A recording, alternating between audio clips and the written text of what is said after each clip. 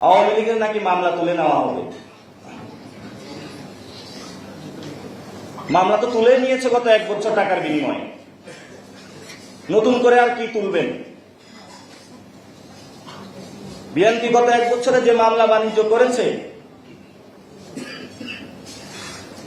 সেগুলো স্বীকৃতি মির্জা ফখরুল দিলেন, তাদেরকে জায়েজ করে নিলেন। আওয়ামী লীগের যারা রয়েছেন, মন্ত্রী এমপি থেকে শুরু করে সন্ত্রাসী সকলকে প্রথমে বললেন, তার বিরুদ্ধে যায় বাসায় বললেন তোরে মামলা দিব।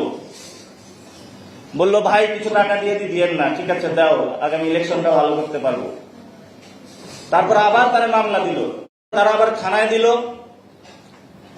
থানায় দেওয়ার পরে এখানে 2 ভাগ হলো।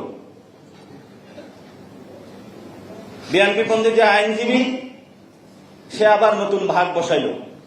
আরে ভাই আমি আইনজীবী হলো, আমিও তো ইলেকশন করব, আমার ফান্ড কই?